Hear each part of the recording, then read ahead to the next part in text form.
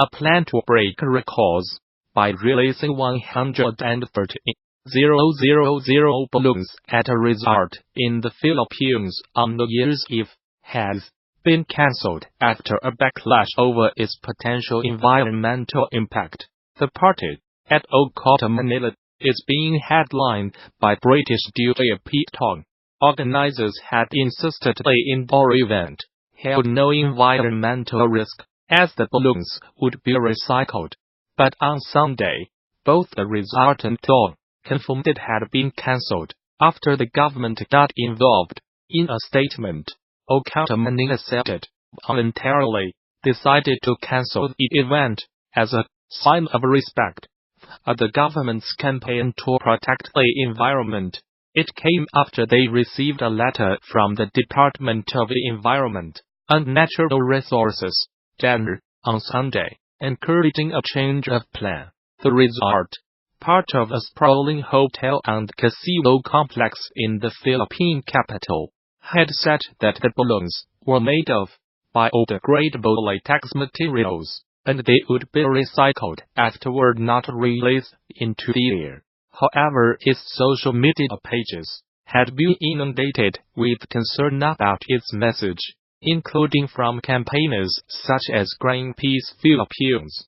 This must not be tolerated. At Convo Manila, at Old Court Manila, at our. This is wasteful, unsustainable, and ecologically apathetic.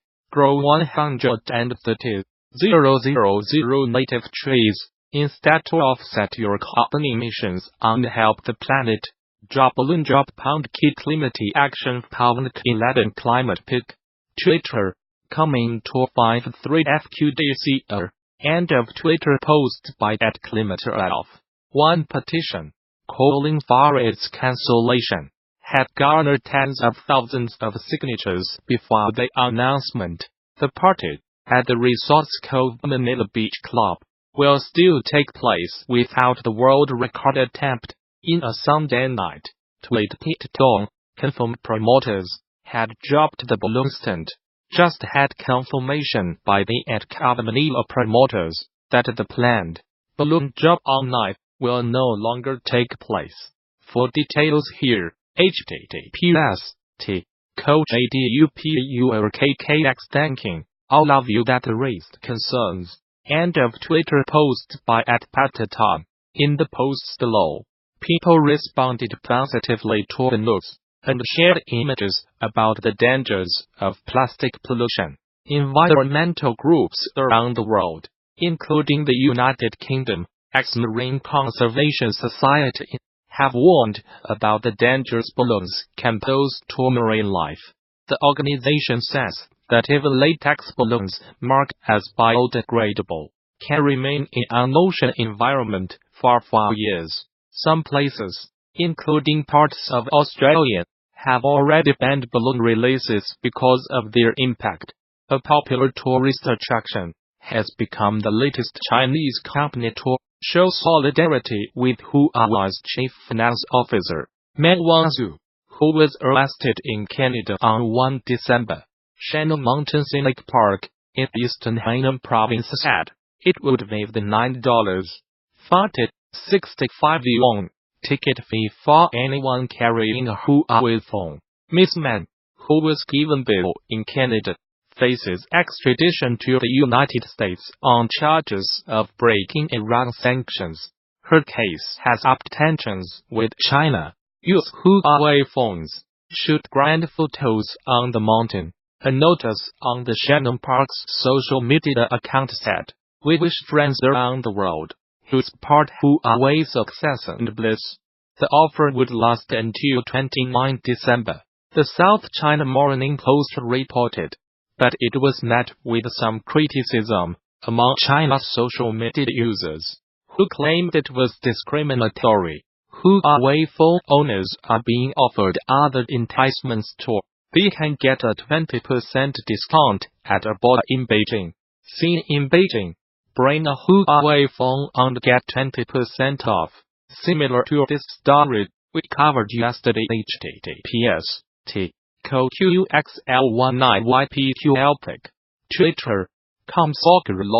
End of Twitter post by @LuOceanG. At least one firm has threatened to penalize anyone buying Apple products. A few days ago, Manpad Shenzhen-based LED and display manufacturer offered subsidies to any employees buying Huawei phones. It also pledged to fine anyone who bought an Apple iPhone. United States prosecutors alleged Ms. Man 46 used a Huawei subsidiary called Skycom to evade sanctions on Iran between 2009 and 2014.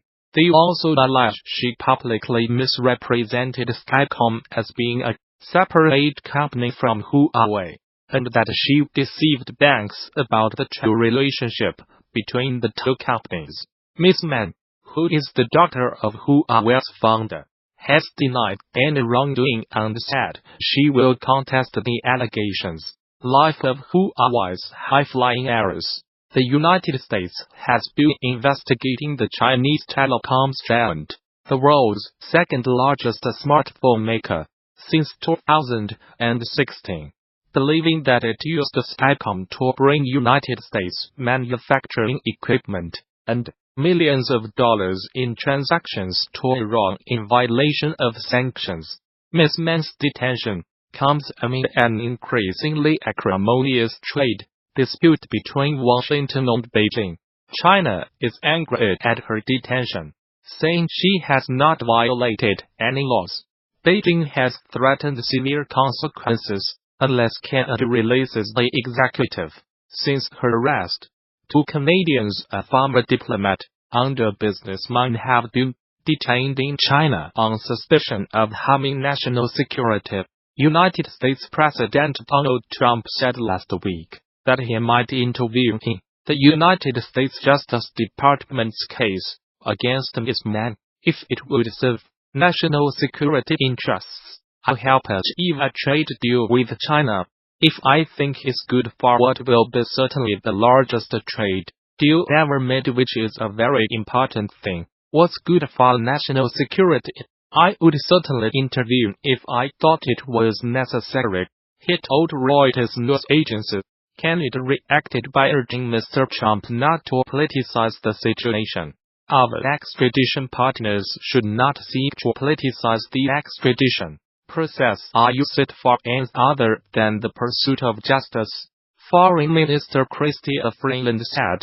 2 Scandinavian women tourists have been found dead in Morocco, with cords to their necks, the country's interior ministry said.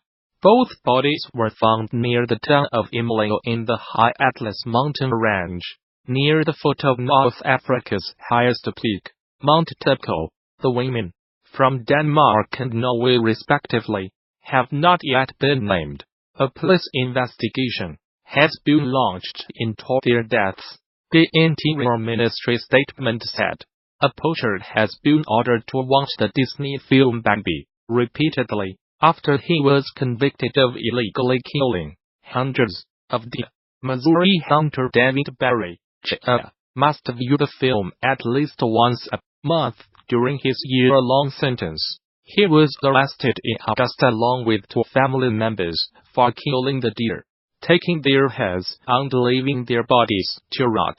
Prosecutors said it is reportedly one of the biggest poaching cases in Missouri history. On top of the jail sentence for the illegal deer hunting, Judge Robert George ordered Barry Jr. to view the Walt Disney movie Bambi, with the first viewing being on or before December 23, 2018 and at least one such viewing each month thereafter. During his spell in prison, the 1942 cartoon about woodland creatures shows a hunt to kill the mother of eponymous deer character Bambi. The months-long investigation, spanning several states, led to the arrest of Barry Jr., his father David Barry, Sr., and his brother Kyle Barry, according to a local newspaper, the Springfield News Leader. While the total number of deer taken illegally is unknown, Lawrence County's conservation agent Tandy Barnes said it could be several hundred. Barry Jr. received a year-long sentence in Lawrence County Prison after pleading guilty to illegally taking wildlife. He has also been sentenced to a 1-to-0-day term in Barton County Prison for a firearms probation violation, and both he and his father had their hunting privileges revoked for life by the Missouri Conservation Commission. The United States military says it has killed 62 fighters from the Islamist group Al-Shabaab in 6 airstrikes in Somalia. 4 airstrikes on Saturday killed 32 militants, and a further 2 on Sunday killed 28, it said in a statement.